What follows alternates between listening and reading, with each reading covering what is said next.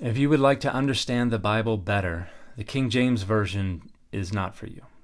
Hey everybody, I'm Dan McClellan. I'm a scholar of the Bible and religion, and the fit for this video is Unicourse.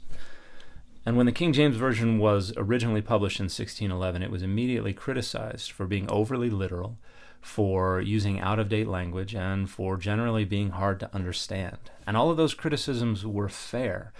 It's not a translation from scratch. It is a very conservative revision of the Bishop's Bible, which itself was a very conservative revision going back to Tyndale's New Testament in 1525 and Coverdale's New Testament and Old Testament from 1535. So the language was already almost a century out of date, and the translators also sided with literalness over accessibility, because they were concerned with a translation that was defensible rather than accessible.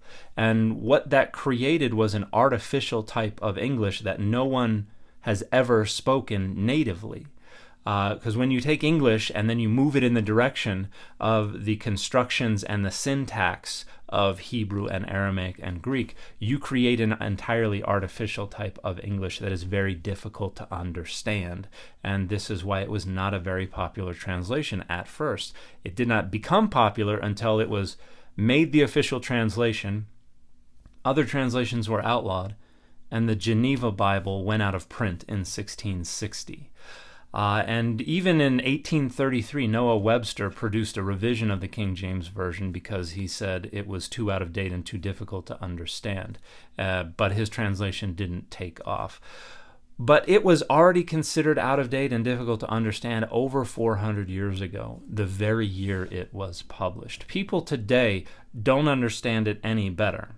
In fact, they understand it a lot worse. The reason that it has become embedded in the linguistic foundations of the English language, and particularly in the United States, is because it was the Bible that was there during the Great Awakenings in the 18th and the 19th centuries.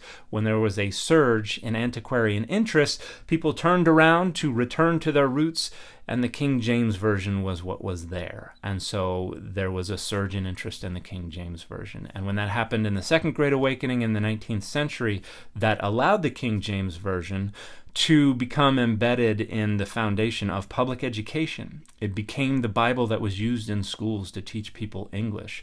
The American Bible Society distributed hundreds of thousands of copies of the King James Version. And then when critical scholars came up with a new edition of the New Testament, the critical text, and began to publish newer translations, what was there for the conservative folks to fall back on, to fight back with? The King James Version. And so its prominence today, particularly in America, is a product of historical accident.